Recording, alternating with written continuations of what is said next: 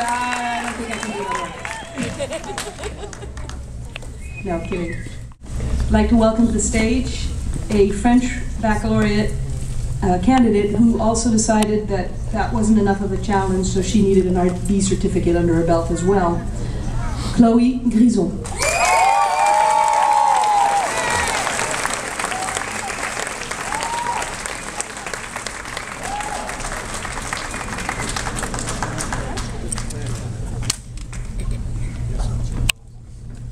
Gosh, I hate have to go after those two.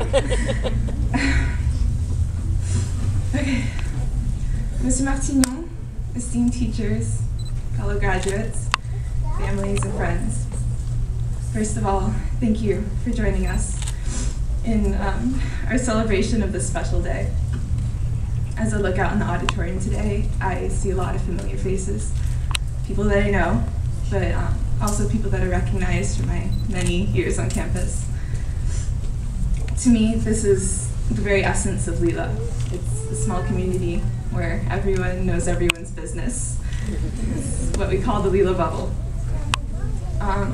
When I was in 9th grade, a lot of you know that I made a short film called My Lila, where I referenced, I more complained about the bubble. Most of you have probably seen this movie to the point of nausea. I know I have. And I officially apologize for that. Every time I see the movie, I cringe because all I see are the mistakes. The bad transitions, the terrible sound quality, the poor picture resolution. However, I realize now that it was the Lila bubble that unconditionally accepted this poor little offering. And it is the same bubble that has allowed my fellow students and I to make our mistakes, yet grow from them. Winston Churchill famously said, "All men make mistakes, but only wise men learn from their mistakes." When I first heard this quote, it quickly became apparent that my mother and father's teaching directly followed this school of thought. Whenever I was upset about a mistake I made, they would always ask me, "Did you learn anything from it?" This used to frustrate me to no end, but now, today, I understand what my parents and Churchill were trying to say, and I'd just like to point out that I placed my mother before Churchill. In a small school like Lila, we students have the luxury of learning from our mistakes.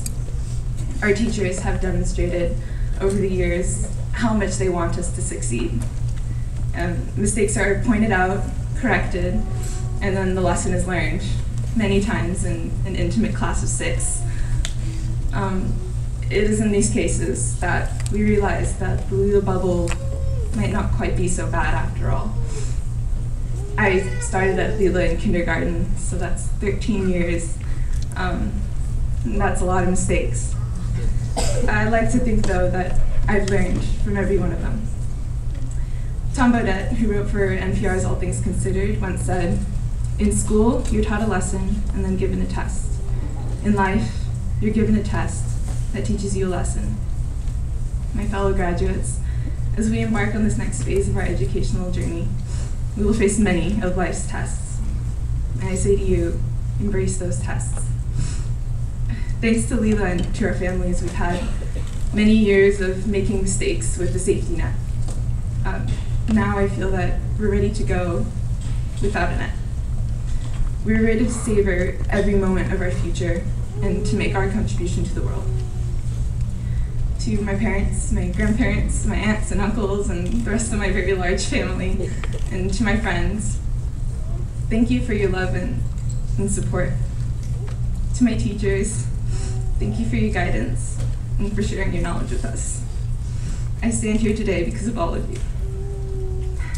To the class of 2010, congratulations, we made it.